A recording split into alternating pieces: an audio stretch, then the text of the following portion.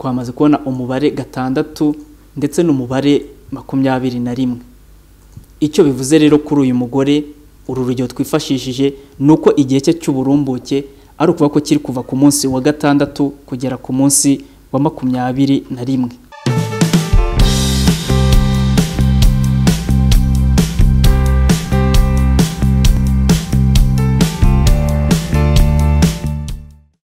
Ndagusuhuje kandi nguhaye ikaze kuri Uzazi TV channel usanga amakuru ajyanye n'ubuzima bw'imyororokere, amakuru yizewe, amahitamo meza. Mu kiganiro cyacu giheruka twaganiriye ku buryo umugore cyangwa se umukobwa ashobora kumenya igihe cye cy'uburumbuke mu gihe yaba afite ukwezi k'umugore kudahinduka. Mu kiganiro cyacu cyo kuri uyu munsi tugiye kureba noneho ese wa mugore we ufite ukwezi guhindagurika ni gute yabara igihe cye cy'uburumbuke. Iyo tuvuze umugore ufite ukwezi guhindagurika tuba tuvuze wa mugore ugira iminsi y'ukwezi kwe ihindagurika. Ni ukuvuga ngo niba uyu mugore wenda nk'ukwezi kwa 5 nk'uko turi bwifashije runo rugero yagize iminsi 27, ugasanga ukwezi kwa 6 azagira iminsi 32, ukwa 7 agize iminsi 26, ukwa 8 agize iminsi 29, ukwa 10 agize indi minsi gutyo gutyo. Uwo mugore aba afite ukwezi guhindagurika. Niwe rero nawe tugiye kumenya ese we yamenya te cya gihe cye cy'uburumbuke. No kuvuga cya gihe aramutse akoze imibonano mpuzabitsina idakingiye ashobora gusama. Turifashisha uru rugero n'ubundi. Ariko mbere yuko tubibona reka twongeye twibukiranye ese iyo tuvuze ukwezi k'umugore ubundi tuba tuvuze iki. Impamvu nuko iyo utamenye ukwezi k'umugore no kumenya nyine igihe cya cy'uburumbuke biragorana. Ntiwanamenya iyi minsi 27 turi kubona cyangwa se 32 iba yavuye. Urabibona ko dufitemo iminsi 32 itandukanye n'iminsi igize ukwezi, kuko nta kwezi tugira kugira iminsi 32. Urabizi ko ukwezi kurekura ubundi kugira iminsi 31. Niba rero dufite ukwezi k'umugore kugira iminsi 32, nuko nyine ukwezi k'umugore gutandukanye n'ukwezi tubona kuri kalendari. Ese ukwezi k'umugore ni iki? Reka twakire Dr. Anicet Nzabonimpa n'impuguke mu buzima bw'imyororokere adufashe n'ubundi gusobanukirwa ukwezi k'umugore. Mu magambo make rero dufata ko ukwezi k'umugore ari igihe kiri hagati y'umunsi wa mbere umugore cyangwa umukobwa yaboneyeho imihango bigakomeza kuzagera ku munsi azabonaho imihango y'ukwezi gukurikiye, none hakabona ko ukwezi yari arimo kwaburangiye umunsi umwe mbere yuko abona imihango y'ukwezi gukurikiye. Ahangaha iyo umuntu ashaka kubyumva neza ni ukuvuga ngo umunsi umugore aboneyeho imihango niwo munsi wa mbere w'ukwezi k'umugore, ejo bikaba umunsi wa 2. Byumvikane neza rero ko ukwezi kurangira mbere yuko abona imihango y'ukundi kwezi. Uko yabonye imihango y'ukundi kwezi abatangiye ukwezi gukurikiraho.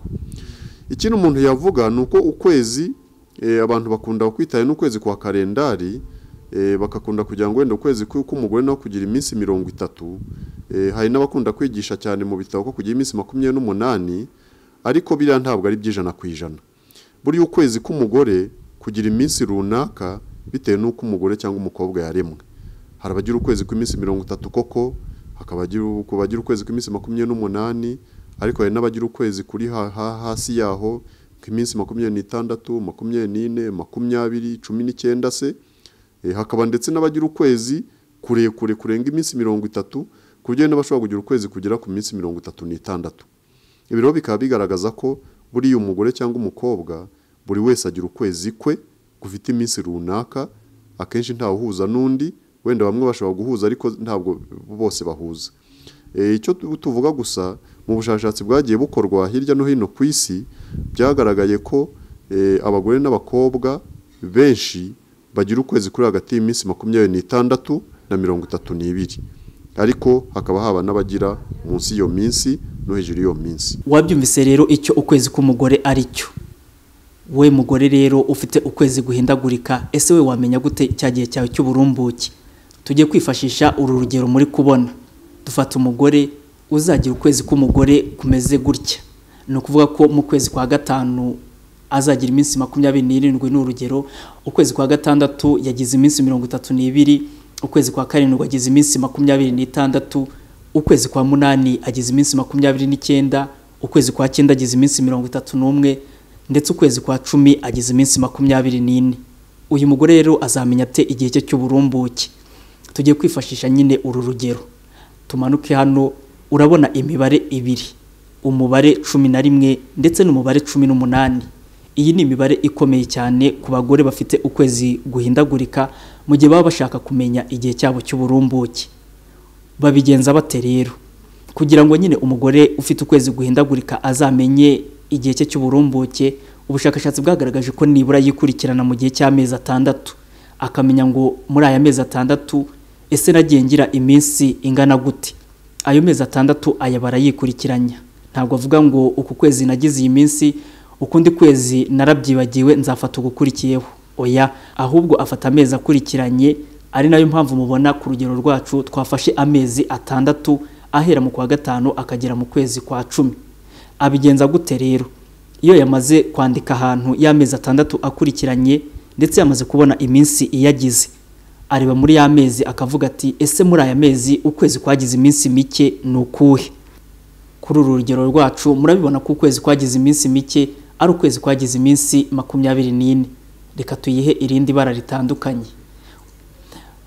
Arongera kandi akareba muri ya mezi 6 yikurikiranye ese ukwezi kwagize iminsi myinshi nukuhe? Urabona ko ku rugero rwacu ukwezi kwagize iminsi myinshi kwagize iminsi 32. Nako reka tuguhe iri bara. Iyi mibare niyo igiye kudufasha kumenya igihe cy'uburumbuke kuri uyu mugore. Bisobanuye ko andi mezi ntacyo akitumariye, ahubwo tugiye kwifashisha aya mezi 2.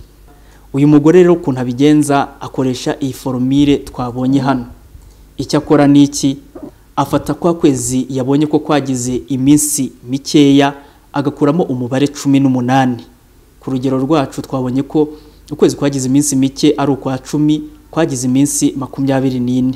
Ubwo arahita afata iminsi 24 akuremo iminsi 18. Murabona ko ku rugero rwacu arahita abona iminsi 6. Araza yongere rero afate kwa kwezi kwagize iminsi myinshi. Twabibonye ko uku kwezi kwagize iminsi 32. Afate ya minsi 32 akuremo umubare 11. Kuri uru rugero rwacu nyine murabona ko ubwo nidufata 32 tugakuramo 11 turahita dusigarana 21. Twamaze kubona umubare 6 ndetse n'umubare 21. Icyo bivuze rero kuri uyu mugore, uru rugero twifashishije nuko igihe cye cy'uburumbuke ari ukuva ko kiri kuva ku munsi wa 6 kugera ku munsi wa 21. Kuva ku munsi wa 6 kugera ku munsi wa 21. Iki nicyo gihe cy'uburumbuke kuri uru rugero twafashe. Tubyibukiranyeho rero, iyo tuvuze kuva ku munsi wa 6 kugeza ku munsi wa 21 bisobanuye iki? Nkuko twabibonye mu rugero rwacu ruheruka, iyo turi kubara ukwezi k'umugore ndetse nkuko n'impuguke mu buzima bw'imyororokere yabidusobanuriye, tuba tuvuze kuva ku munsi wa mbere yaboneyeho imihango ye kugeza ku munsi ubanziriza indi mihango y'ukundi kwezi. No kuvuga ko iyo abonye imihango y'ukundi kwezi biba bimweretse ko ukwezi kwe kwarangiye mbere yuko abona iyo mihango. Kuri uyu mugore rero nawe nicyo bisobanuye. Azabara umunsi wa 6 ahereye ku munsi wa mbere yaboneyeho imihango ye. Tubane nimba yabonye wende imihango ku wa 3, ubwo uwo ku munsi wa 3 yaboneyeho imihango niwo munsi we wa mbere. Ku wa 4 ni umunsi wa 2, ku wa 5 ni umunsi wa 3, ku wa 6 ni umunsi wa 4, ku cyumweru ni umunsi wa 5, mu gihe ku wa mbere ari umunsi wa 6. Bivuze ko kuva ku wa mbere akazabara akazageza ku munsi wa 21 uwo mugore aba ari mu gihe cy'uburumbuke. Aramutse akoze imibonano mpuzabitsina bisobanuye ko yasama. Nibyo rero nuko nguko ku bantu bafite ukwezi guhindagurika muzajya mubigenza. Ushobora kuba utazabona iminsi nk'iyi, ariko nawe uzikurikirana mu mezi 6. Uzajya wandika ahantu uvuga uti ukwezi kwa mbere kugize iyi minsi, ukwezi gukurikiyeho kugize iyi minsi, ukwezi gukurikiyeho kugize iyi minsi. Ubare amezi 6 yikurikiranya, ubundi urebe ukwezi kwagize iminsi myinshi ndetse n'ukwezi kwagize iminsi mikeya. Ndagushimira we twabanye muri kino kiganiro. Nizere ko uru rugero tuguhaye ruzagufasha nawe kubara igihe cyawe cy'uburumbuke mu gihe waba ufite ukwezi k'umugore guhindagurika.